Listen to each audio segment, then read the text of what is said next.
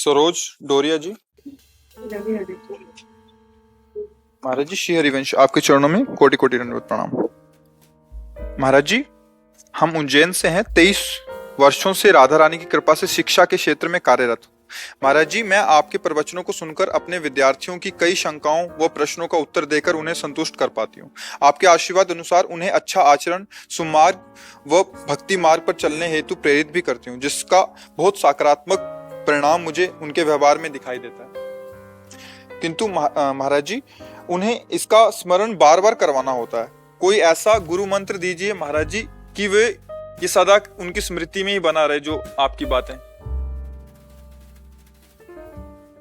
इसीलिए पहले गुरुकुल में जो हमारी सनातन परंपरा है, पहले बालकों को गुरुकुल में इसीलिए रखा जाता था कि उनका खान पान, वायुमंडल सब भागवतिक, फिर वो चाहे राजकुमार हो चाहे किसी साधारण गृहस्थ का बालक हो, दोनों एक साथ पढ़ते थे।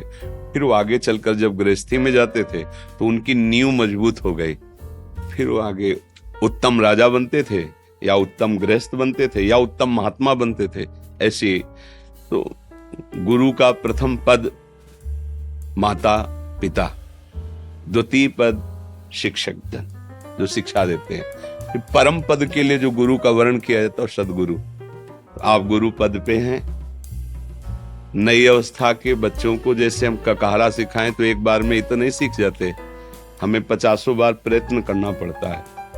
अब जो वो वर्णमाला का अक्षरों का ज्ञान कर ले तो फिर कोई पढ़ावे, ज्यादा मेहनत उसको नहीं पड़ेगी।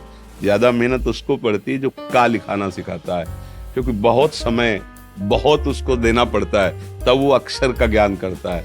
ऐसे इस अविनाशी मार्ग के लिए, जैसे कि ठीक से गंदी आदतें क्या हैं, अच्छी आदतें क्या हैं, तुम बच्चों के संग से क्या गंदा सीख, उसमें शर्म नहीं करनी चाहिए। जैसे माँ अपने बच्चे को ना, तो छोटे छोटे बच्चे विद्यार्थी ये हमारे बच्चे ही हैं, उनको बैठ के वैसे बताते हैं टीचर लोग कि गंदा स्पर्श क्या है, अच्छा स्पर्श क्या है, गंदे आचरण क्या है, कौन किस हरकत से जाना जा सकता है कि हमारे साथ गंदा व्यवहार कर रहा है। तो इसमें ये भी बताना है कि अपने संगी साथियों से भी हमारे अंदर गंदगी आती है। यदि वो बच्चा गंदे दोषों से पहले से युक्त हो गया है तो हमारा संग अगर उसके संग होगा तो गंदी बात आ जाएगी।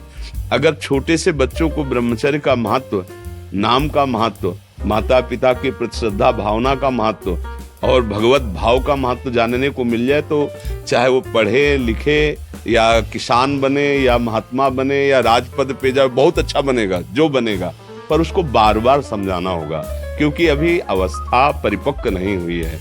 अवस्था परिपक्व हो जाने पर एक बार में बात समझ में आ जाएगी उसकी। जैसे हमें ककाहरा बार बार लिखाना पड़ता है तो बार बार समझाना पड़ेगा। अब ये है कि आप जैसे भाव सब गुरुजनों के हो जाए, टीचरों के हो जाए, तो फिर बात भले कि सब अपने विद्यार्थियों को संयम सिखावें, पवित्र आचरण सिखावें, कैसे हम माता पिता की भक्ति करें तो हमारी विद्या बढ़ेगी, कैसे हम अनुशासन में रहें तो हमारा मन हमको अपने अधीन नहीं कर पाएगा, और नाम जप जरूर करें। अगर नाम जप नहीं होगा तो ये सब थोड़ी देर के लिए बोल लोगे और वो सुन लेंगे, पर धारण कौन करेगा? धारण करने की सामर्थ्य तो नाम जप में होती है। तो जो भी नाम आपको प्रिय हो या बच्चों को जो प्रिय लगे या जो आपने सुना नाम, वो 5 मिनट ही चाहे जपे, उनको बताना चाहिए हाँ कि 5 मिनट जरूर। देखो हम लोग जब स्कूल में थे ना तो वैसे भी हमें याद प्रार्थना हमारे स्कूल में जो, हे प्रभु आनंद दाता ज्ञान हमको दीजिए, ये प्रार्थना हाथ जोड़ के ऐसा आए शीघ्र सारे दूर। तो देखो प्रार्थना है ना, भगवान की प्रार्थना है, थोड़ी देर नाम जप है, सच्चे अच्छे उपदेश है, इनसे संस्कार बनता है। रहीम के दोहे, कबीर के दोहे पहले आते थे हिंदी की उसमें, और चरित्र थोड़ा थोड़ा आते थे, तो उससे क्या होता था कि हमको पता चलता था कि हमारा सतमार्ग क्या है, हमारे महापुरुष क्या हैं। और जैसे छोटे बच्चों में संस्कार डाल दिए जाते हैं वैसे संस्कार पढ़ते हैं। अब तो आप थोड़े अच्छे संस्कार डालेंगे, लेकिन मोबाइल आप जिनके हाथों में बड़ा बड़ा छोटे छोटे बच्चे हैं, गेम, और धीरे धीरे फिर वो ऐसी बातें सीखने लगते हैं जो उनके जीवन के विकास के लिए ठीक नहीं है। तो ये भी शिक्षा देनी चाहिए कि मोबाइल का सदुपयोग करना चाहिए, मोबाइल को कोई ऐसी चीजें खोल के नहीं देखना चाहिए जो आपके दिमाग को खराब करें, आपकी आदतों को खराब करें, ये भी साथ में शिक्षा में रहे। समझाती हूँ गुरुजी आपकी तरफ से।